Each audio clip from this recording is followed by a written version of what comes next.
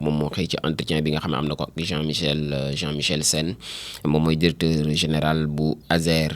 moom Jean Michel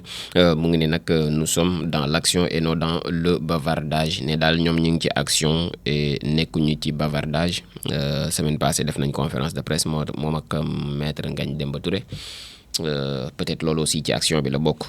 ñu moom Jean-Michel daal nee na ñoom ñu ngi ci action nekkuñu ci wax ju bari donc ñëwaat na ci bu baax a baax ci kaw Thierno Alassane Sall mu ni nag Thierno Alassane Sall est dans son jeu favori ci jeuwam bu favori en tout cas ci la daal di nekk mooy détourner le regard des Sénégalais sur les urgences et enjeux donc cruciaux du moment. ñëwaat ci il n'y a jamais eu de scandale ne daal ASER musul am scandale contrairement ak niñ ko déggee ak ni nga xamante ne ñu ngi koy waxee ak niñ koy rumandaatee ne am na scandale en tout cas bu rëy bu fa nekk moom directeur bu ASER ne daal amul benn scandale boo xamante ne mu ngi ci kuréel googee nga xam moom la daal di jiite le différent aussi bi nga xam ne am na ko ak AEE Power Espagne ak AEE Power Sénégal muy ay coow loo xam ne am na ci suuf mu ni nag c'est avant tout une affaire entre deux privés que l'on a cherché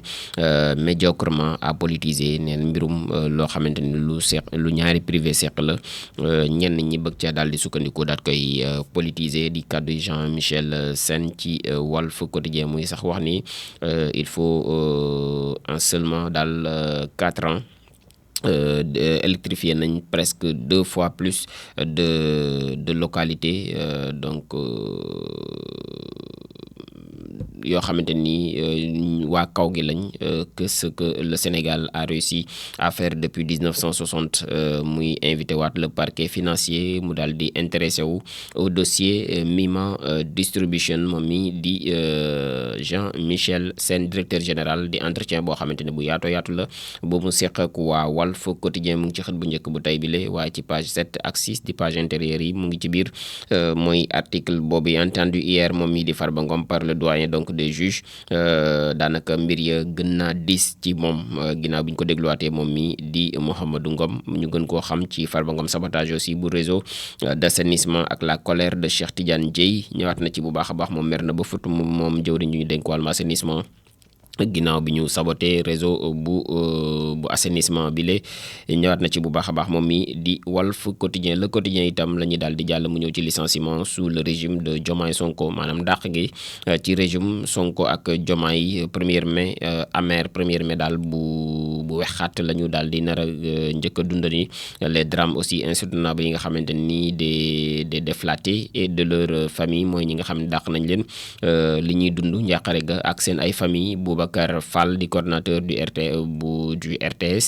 ce 1er mai est un deuil collectif ne daal 1er mai bii nga xam moom la ñu daal di jëm dëj bu ñëpp bokk la moom mi di Boubacar Fall moo ko xamle ci biir xët bu njëkk bu le quotidien 6 ak 7 di seen page intérieure moom lañ ko daal di jagleel di ëllëg donc le 1er mai boobule waaye moom mi di le quotidien desandi na ci donc asphyxier ñoom presse bi daanaka dañ leen a xoj financièrement waaye tëj ci yenn ci organes la presse face au monstre daanaka ñu ngi jàmmarloog monstre bi acte ak succession bu Abdou Mbaye ñëwaat na ci bu baax a baax ay responsable yu nekk fee ca Thiès contre donc le choix de Ibrahima Thiam mi nga xam moom lañ bëggoon a jiital ginnaaw Abdou Mbaye mu daal di koy wuutu foofu la ñëwaat na ci bu baax a baax moom le quotidien les échos la ñuy daal di dem moom ci pôle judiciaire financier la daal di xëyee Farba Ngom inculpé à nouveau moom Farba Ngom daanaka setul benn yoon dañ ko sax mujjee gën a taqalaat hier avec une lourde infraction boo xamante ni fekk di waat na li nga xamante ne moom lañ ko toppee déjà le parquet daal di viser l'association de malfaiteurs ak bande criminelle organisée donc procureur n'a pas requis un autre mandat de dépôt moom procureur sàkkuwaatul sax soxlawaatul sax nag muy sàkku ab mandat de dépôt bu yees donc un de ses avocats mer na ba fut muy les faits et le moment sont les mêmes ne daal faits yi ak montant bi nga xam moom lañ koy toppee daanaka benn la waaye dafa dolleekuwaat ci fait ak montant bi nga xamante ni moom lañ ko doon toppee il n'y a rien donc ci bu ñu sukkandikoo ci son avocat fermeture d'entreprise de presse fii ci biir réewum Sénégal aussi ak la presse bi nga xamante ni ñu ngi prêter en tout cas noppi nañ ngir daal di jàmmarloo ak ñi nga xam ne ñoom ñoo bëgg forfaiture googule ñoom presse sénégalaise ay avocats yoo xam ni commis pour accompagner donc les entreprises de victimes ay avocats yoo xam jël nañ leen ngir ñi nga xam ne dañoo bëgg a tëj wala sax ñi nga xam ne tëj nañ déjà seen ay entreprise ne daal activités yi ngeen di def dëppoowul ak code de la presse sénégalaise nañ ko daal di arrêté jëlal nañ leen ay avocats ngir ñu gunge leen dépôt individuel le même jour de recours donc devant la cour suprême la ñuy daal di xaarandi ab sit-in boo xam ne dina am ci kanamu ministère de la communication aussi ñu ngi koy waajal ñoom waa CAP googule ñor na ci bu baax a baax moom les Échos enquête quotidien itam ci caution ak cautionnement ak consignation la xëyee mooy ay termes yoo xam ne ñu ngi koy dégg jamono ji libération au prix fort ñi nga xam ne daal bëgg nañu rëcc nungu siin jamono ji daañu fay lu 10 à 10 ngir mën a daal di dellu seen ay kër. Plus de 250 millions de francs CFA la ñu daal di cautionné dans les procédures conduites par le procureur de la République plus de 15 milliards de francs CFA pour parquet financier bi waaye itam caution ak cautionnement ak consignation de quoi il s'agit moom mi di enquête quotidien di ñu ko xamle ce que dit la loi en matière de détournement de deniers publics loolee yëpp ñëwaat na ci moom mi di enquête quotidien ak ay termes yoo xamante ni daanaka c'est exclusivement lié à la justice répression censure ak impunité le bilan aussi alarmant bi nga xamante ni waa Amnesty daal dañ koy daal di génn ñaar na ci bu baax a baax moom mii di journal bi la waaye des na ci carrière basalte fële ca Njagañaaw ak Susung bi nga xamante ñu ngi opposé wu ak Babacar Ngom bu Sedima ngir seen suuf boobale attaque chute de Kédougou aussi beneen nouvelle épicentre du terrorisme sahélien jaar na ci bu baax a baax moom mii di enquête quotidien Vox Populi ci Seydi Gassama la xëyee directeur exécutif bu Amnesty bu Sénégal mi ngi avertir autorités yi mu ni nag bu ñu bëggee gaaw a daanu rek dans les mêmes dérives que Macky Sall maanaam bu ñu ca bëggee dellu rek et remplir aussi les prisons maanaam dinañ feesal en tout cas prison yi bu baax a baax muy entretien boo xamante ni seq nañ ko ak Seydi Gassama ñoom waa Vox Populi lorsqu'on exerce le pouvoir on est exposé à la critique ne daal bu ñuy yoree nguur nit ñi mënuñoo bañ a wax ci yow dinañ la critiquer lorsqu'on est pas tolérant envers la critique buñ ko mënta nangu nag wala sax ñu mën koo jéggale dañuy daal di on court donc le risque de mettre énormément de gens en prison maanaam ku wax rek di nga ko jàpp ràpp tëj moom Seydi Gassama ne daal kon ku jiite da ngay nangoo déglu nangoo dékku boo ko deful ku wax di nga ko jàpp ràpp tëj mënees nañ ko tënkee noonu ci li mu wax ci Vox Populi moom mi di Seydi Gassama lu waral mu wax lu ni mel mu ngi ci page 4 bu journal bi la situation bu média yi Sénégal yi ak la CAP bi nga xam ñu ngi woote waat ak donc les segments du secteur à la mobilisation ñëwaat na ci bu baax a baax moom mi di Vox Populi des na aussi ci la trahison du mandat donc de changement promis qui devrait donc être jugé moom mi ki ko xamle wala sax ki ko wax ci biir journal bi di Vox Populi di Amadou Gueye bu UNIS donc mu ni nag mu ngi wax sur le recours de la haute cour de justice moom mi di donc Amadou Gueye ñëwaat na ci bu baax a baax ci xët bu njëkk bu journal bi l'Observateur ci Farba Ngom it la xëyee la main lourde du juge ne daal loxob juge ba diis na lool ci kii di Farba Ngom donc le maire des Agnam daal nañ koy à nouveau inculpé par le président du collège des juges d'instruction selon l'accusation moom il aurait acquis, dissimulé, transféré, détenu ou utilisé des biens issu d'un crime ou d'un délit maanaam liñ koy toppee daal mooy liñ koy accuser liñ koy tuumaal ndax leeragul ginnaaw jugé guñ àttee guñ ko ci ba daan ko ci ñu ngi koy toppee daal ne dafa jot wala mu nëbb wala mu transféré wala mu yor wala mu utiliser sax ay biens yoo xamante ni daanaka amin nga daanaka jaarul ci yoon. Les faits visés donc ont été commis selon le juge d'instruction di Idrissa Diarra mi nga xamante ni moom moo nekk juge d'instruction bi entre 2020 ak 2024 lañ ñëw daal di def crime yooyu en bande criminelle organisée les minutes aussi d'un face to face wala d'un face à face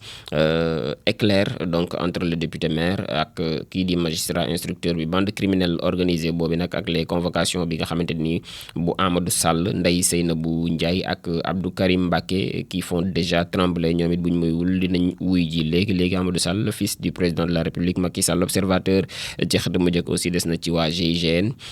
ñu ngi éclaboussé fële ci donc Banjul di capitale bu Gambie scandaleux noonu la ko titré moom mi di l'Observateur. ñaari gendarme sénégalais dont le chef de sécurité du président Adama Barrow ñoom la ñu visé du donc palais gambien viré dañ leen dàq ca palais bu gambien ba. Donc dañ doon dérober des denrées alimentaires de State House pour les revendre au marché. Les numéros donc des commerçants retrouvés dans le téléphone rappelés puis radiés par la gendarmerie nationale. L'un d'eux a fait appel affirmant avoir agi sur ordre de son supérieur hiérarchique. Donc kenn ki jàpp nañ daal ndogal la doon jot ci ay supérieur am ba tax mu doon def lu ni mel. La réaction aussi du porte-parole de la gendarmerie joint par l'Observateur ni ki démb ñëwaat na ci bu baax a baax moom ci scandale google am ca Banjul fële ca Gambie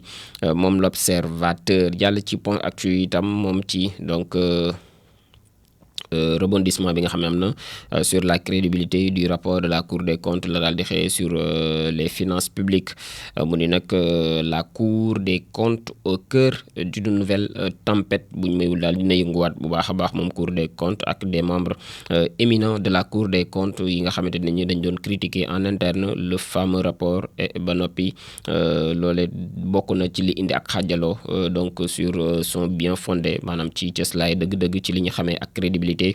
bu cour boobule selon Jeune Afrique ñoom ñoo génne information bi mu ngi ci xët bu njëkk bu point actu. Deux versions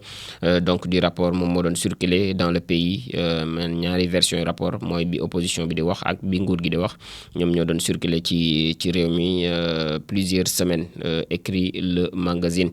Donc magistrat bi di Alioune Niane dafa daal di démolir donc la thèse d'un rapport non signé ne daal amul benn rapport moom Alioune Niane di am magistrat bokk ci Cour des comptes bébé ne amul benn rapport boo xam ni signé wuñ ko mu nekk ab rebondissement boo xam ne mi ngi coïncider avec la volonté affichée par Guy Marius Sagna de traîner Macky Sall devant la haute cour de justice. mu nekk donc situation boo xamante ni moom it bu préoccupante la. ñëwaat na ci bu baax a baax moom point actu fête du 1er mai ak la presse au cœur donc des revendications. ñaar na ci moom point actu 381 médias yu ñu suspendre pour non conformité au code de la presse. Seydi Gassama bu Amnesty International di rappeler le rôle important des médias dans la démocratie sénégalaise. L'État peut donc s'enorgueillir d'avoir porté l'aide à la presse 4 milliards donc de francs CFA moom mu ngi noonu moom lañ ko da bëgg a yóbbu muy aide à la presse googu la ñëwaat na ci moom mi donc di point actu. jàll ci las quotidien itam ci répression contre les médias la xëy CAP ñoom ñi ngi mobilisé wu Amnesty di mettre en garde le régime ci mbir moomu la donc di mbirum presse googu la mbirum médias yi fii ci biir réewum Sénégal alternance bu AFP Niass le dernier mohican noonu la ko titré moom mi di las quotidien direct news ci mbirum morcellement bu assiette foncière bu tribunal bu Guédiawaye bi la xëy la vérité des faits ne daal dëgg gi dëgg daal ñëwaat na ci bu baax a baax ak kii di Mame Boye Diao ñëwaat na ci na mu gën a yaatoo ci page 3 bu journal bi di direct news. Libération yéen kaay ci business autour de chèque frauduleux bu trésor bi la daal di xëy la DIC ñoom ñi ngi frappé aussi encore au cœur de la mafia ci ak luubal gu métti goo xam ne am na fa foofee ci donc trésor le chef d'entreprise Makhtar Sey 47 ans la am ak l'agent de recouvrement bu trésor bi la di Omar Ba 40 ans daal dinañ leen arrêté puis déféré pour association de malfaiteurs, escroquerie, faux et usage de faux en écriture aussi publique ak blanchiment de capitaux loolee lañ leen toppee muy ay charges yu diis te bari. Un deal aussi proposé à 2 hommes d'affaires portant sur l'encaissement courant décembre 2023 d'un chèque du trésor de 500 millions de francs CFA en contrepartie d'une commission de 40% au cœur de l'enquête. Makhtar Sey qui se prévalait donc d'accointance au trésor moom mi ngi doon imité au téléphone la voix du trésorier général doon toppandoo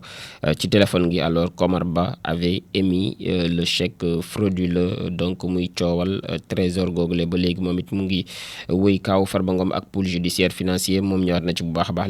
libération inculpé donc encore pour association de malfaiteurs en bande criminelle organisée moom mi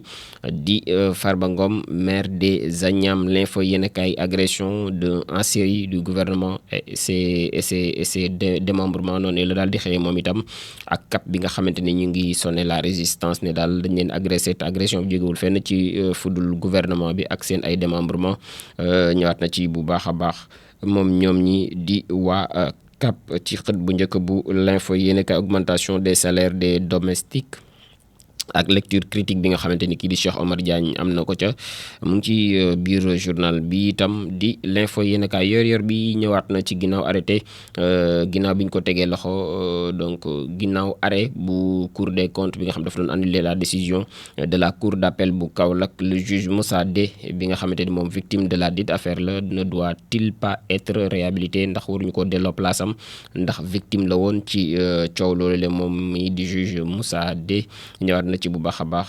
moom mi di yor bi Le Soleil itam des ci le chef de l'État bi nga xam ni mu ngi au journée mi ngi woon ci journée nationale de la qualité les entreprises appelées au respect des normes noonu la wootee moom ne entreprise daal nañu respecté waat dëgg-dëgg normes yi moom njiitu réew mi ci xët bu njëkk bu Le Soleil yéene kaay dañuy daaneel ak tàggat yaram door ko ak réew mi quotidien sport plus ci Ligue des champions ni ki démb exploit bu Paris Saint-Germain Arsenal bu décevant la ñu gis démb donc exploit du PSG à Arsenal noonu la ko daal di titré moom réew mi quotidien sport plus des ci CAN féminine bu atum 2025 ak Sénégal bi nga xam ne explosé nañ la Guinée 8-1 lañ ko daal di dóor ñoom Lion yile yu Sénégal yi ci wàllum futsal record yéene kaay itam des na ci Ligue des champions journée bu tey bi la demi-finale aller à 19h contre un Barça en feu Inter défi majuscule Inter moom moo war a défier tey donc Barça bi nga xamante ni jamono ji tàng nañ jër boobee dee laajal waa Real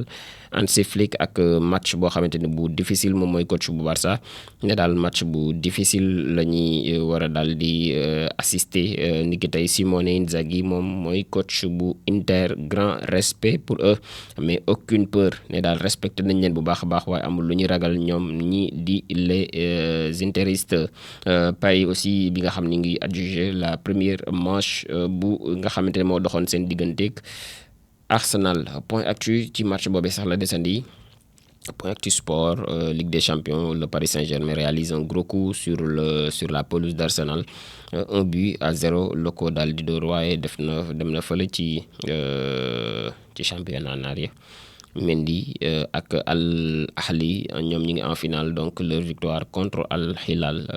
ci kaw Al Hilal lañu daal di am victoire tribune la ñu daal di daaneel tribune sport moom ci Ligue des champions la xëy itam Paris réalise le coup parfait fële ci Emirates ñoom Paris réalisé nañ en tout cas coup bu baax bi ca Emirates di stade bu Arsenal basketball 5. l'AS Ville de Dakar s'offre donc Petro de Luanda le champion en titre ba noppi di boucler la phase aller à 2-1 maanaam am nañ ci ñaari victoire ak benn défaite nañ enchaîner li ci des te bokk ci finals 8 yi ñoom AS Ville de Dakar pour daal di dugg nag ci histoire bu basket bu Sénégal mu ngoog